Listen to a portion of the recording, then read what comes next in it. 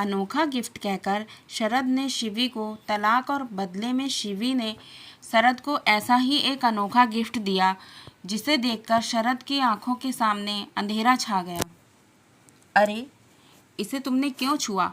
क्या तुम्हें इतना भी नहीं पता कि ये रेणु के सतमाहे की पूजा सामग्री है और ऐसी पूजा सामग्री को बांझ औरत के छूने से अपशगुन होता है। तुम ये तो नहीं सोच रही हो कि तुम्हें बच्चे नहीं हुए तो तुम्हारी ननद को भी नहीं होने चाहिए। कहीं ऐसा तो नहीं कि ननद की खुशी तुमसे देखी नहीं जा रही। मम्मी जी, मैं किसी तरह अपने आंसुओं को रोककर शिवी इतना ही बोल पाई थी कि इतने में रेणु, जो उसकी ननद कम सहेली ज़्यादा थी, वो बोल उठी, भाभी, मुझे आपसे यह उम्मीद नहीं थी। आपको तो खुश होना चाहिए था कि मैं माँ बनने वाली हूँ, उल्टे आप अपशगुन करने में लगी हो। उसने आशा भरी नज़रों से अपने पति शरद की ओर देखा। उसे लगा शरद तो उसे बहुत प्यार करता है। वैसे भी हमारी लव मैरिज हुई थी, वो ज़रूर मेरी ओर से कुछ न कुछ बोलेगा। लेकिन शरद ने उल्टा शिवी को ही कहा, तुम तो रेणु को अपनी बहन ही मानती हो ना, फिर तुम रेणु के साथ ऐसा कैसे कर सकती हो?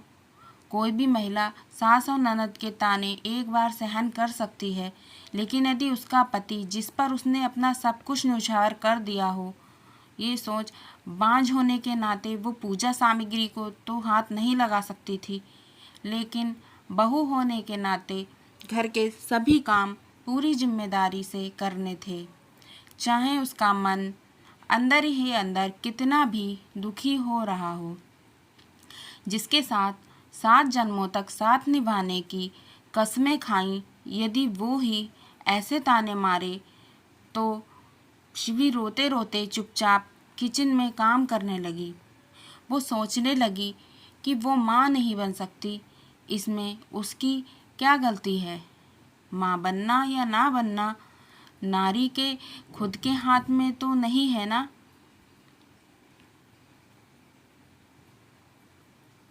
उसे अचरज इस बात का हो रहा था कि इतने पढ़े लिखे परिवार के लोगों की भी सोच कितनी दकियानूसी है। उसकी सासू माँ एक विद्यालय में पढ़ाती थी, ननद सीए है, शरद इंजीनियर है। इतने पढ़े लिखे होने के बावजूद इतनी दकियानूसी सोच कि पूजा की सामग्री छूने मात्र से अपशगुन हो जाएगा। उसे याद आया कि कैसे वो और शरद पहली बार ऑफिस में मिले थे। शिवी ऑफिस में एक प्रेजेंटेशन दे रही थी। उसके प्रेजेंटेशन की बॉस के साथ साथ सभी ने खूब तारीफ की थी, खासकर शरद ने। एक ही ऑफिस में साथ साथ काम करते हुए कब दोनों एक दूसरे को प्यार हो गया, दोनों को पता ही नहीं चला। दोनों एक ही जाति के होने के घर वाले भी मान गए। दोनों की शादी हो गई। सास ससुर और ननद सभी का स्वभाव बहुत अच्छा था। इतना प्यार करने वाला पति पाकर तो शिवी अपने आप को बहुत ही भाग्यशाली समझने लगी थी। शरद से पहले ही कह दिया था कि शादी के 2 साल तक बच्चा नहीं करेंगे, ज़िंदगी को थोड़ा एंजॉय करेंगे, फिर बच्चे की जिम्मेदारी लेंगे। इसलिए 2-3 साल तक परिवार के लोगों के लिए किसी ने भी कुछ नहीं कहा।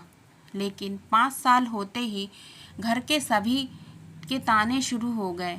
बात बात में परिवार वाले और रिश्तेदार सभी शिवी को बांझ कहकर ताने मारने लगे।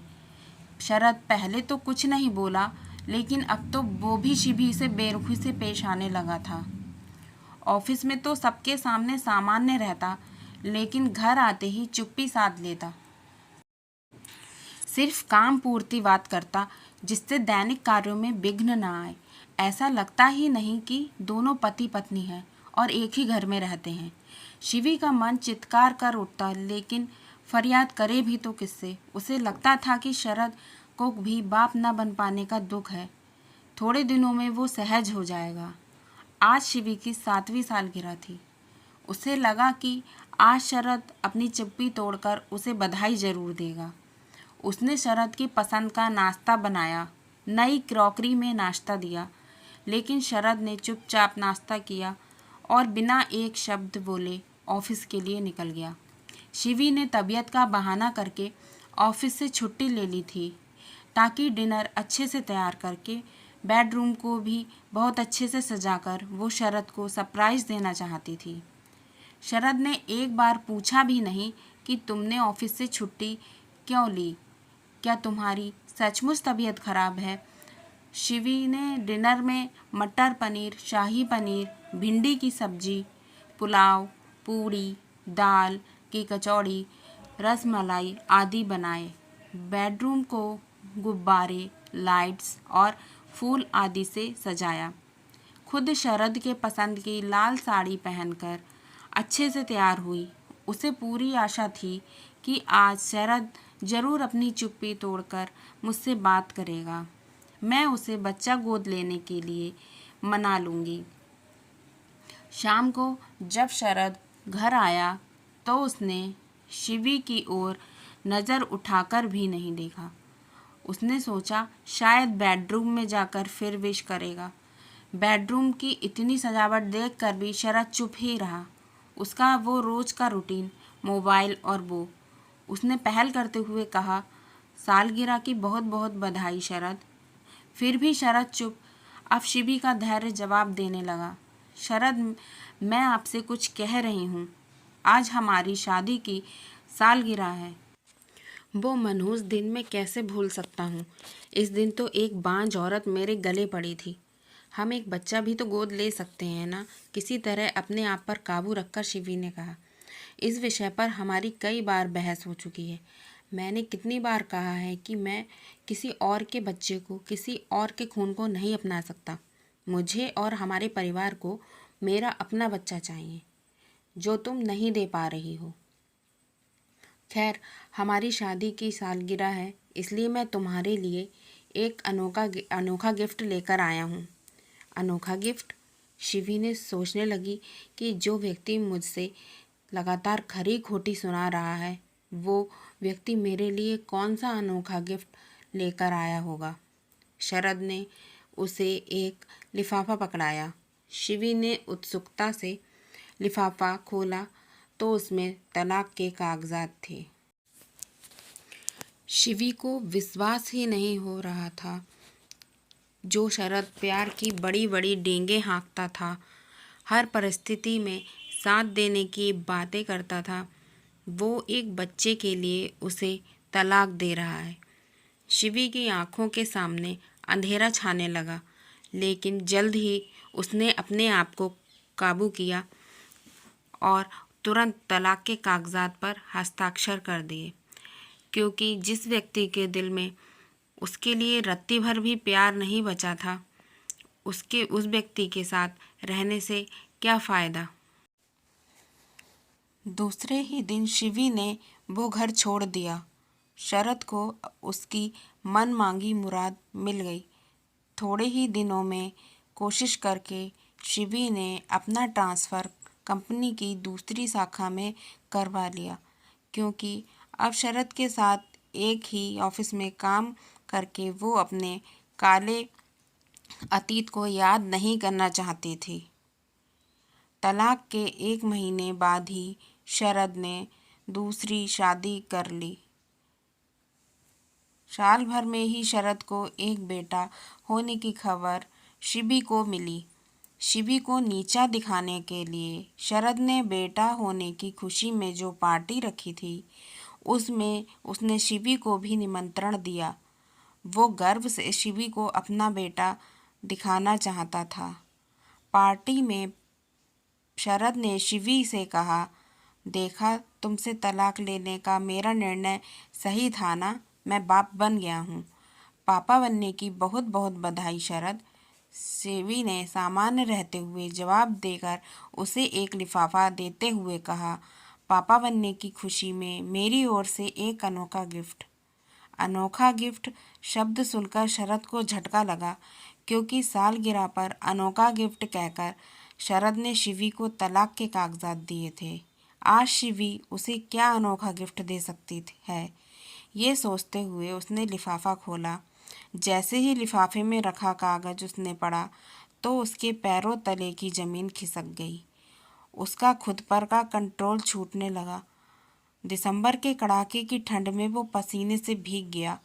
वो शरद की मेडिकल रिपोर्ट थी, जिसमें लिखा था कि शरद कभी बाप नहीं बन सकता। शरद ने अपनी पत्नी की ओर देखा तो उसकी झुकी हुई नज़रों ने मामला साफ कर दिया। शरद, अब फैसला आपको करना है कि आप किसी और के बच्चे को, किसी और के खून को अपनाते हो या नहीं। इतना कहकर बिना खाए शिवी वहाँ से चली गई। दूसरे दिन शरद और उसकी माँ दोनों ने शिवी के घर आए। दोनों अपने आप पर बहुत ही शर्मिंदा महसूस कर रहे थे। बात कहाँ से शुरू करें ये समझ में ही नहीं आ रहा था। आखिर शरद ने ही बात शुरू की। वो मेडिकल रिपोर्ट, आपको याद है हम दोनों ने अपनी मेडिकल जांच करवाई थी। किसी कारणवश आप रिपोर्ट लेने नहीं जा पाए थे। मैं अकेली ही रिपोर्ट लेने गई थी। हाँ याद है, लेकिन तुमने तो घर आकर बताया था कि कमी तुम में है। इस रिपोर्ट में तो तुमने तब झूठ क्यों बोला था? खुद में कोई कमी ना होते हुए भी तुमने इतने साल क्यों सबके ताने सहे?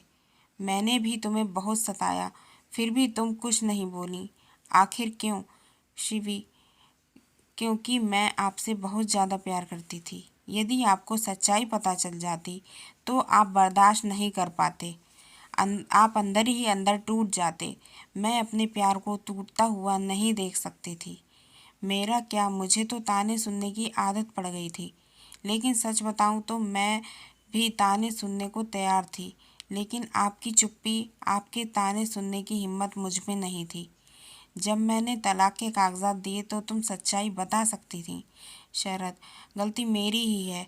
मुझे अपने प्यार पर विश्वास था। दुनिया चाहे जो बोले, लेकिन मेरा शरद मुझे कभी नहीं छोड़ सकता। लेकिन आपने इस बात का मेरा दिल तोड़ दिया और मेरा विश्वास टूट गया। जब आप मुझसे प्यार ही नहीं करते तो आपके साथ रहने का कोई मतलब ही नहीं था। इसलिए मैंने तुरंत उन कागजात पर हस्ताक्षर कर दिए। बहू, हमसे बहुत बड़ी गलती हो गई है। प्लीज़ हम सबको माफ़ कर दो और हमारे साथ घर चलो, शिवी की सास ने कहा। शिवी, प्लीज़ मुझे माफ़ कर दो, पुरानी बातें सब भूल जाओ। चलो हम फिर से ज़िंदगी की एक नई शुरुआत करते हैं, शरद ने कहा। माफ़ बात माफ़ करने या ना करने की नहीं है, बात आत्मसम्मान की है। अब ये संभव नहीं हो सकता कि मैं वापस उस घर में कदम रखूं। वैसे भी अगले महीने मेरी शादी है। मैंने तो वो अनोखा गिफ्ट आपको सिर्फ इसलिए दिया था ताकि देख सकूं कि आप दोनों माँ बेटे किसी दूसरे के खून को अपनाते हो या नहीं। कहानी अच्छी लगी हो तो चैनल को सब्सक्राइब कीजिए, वीडियो को लाइक कीजिए और शेयर कीजिए। Thank you.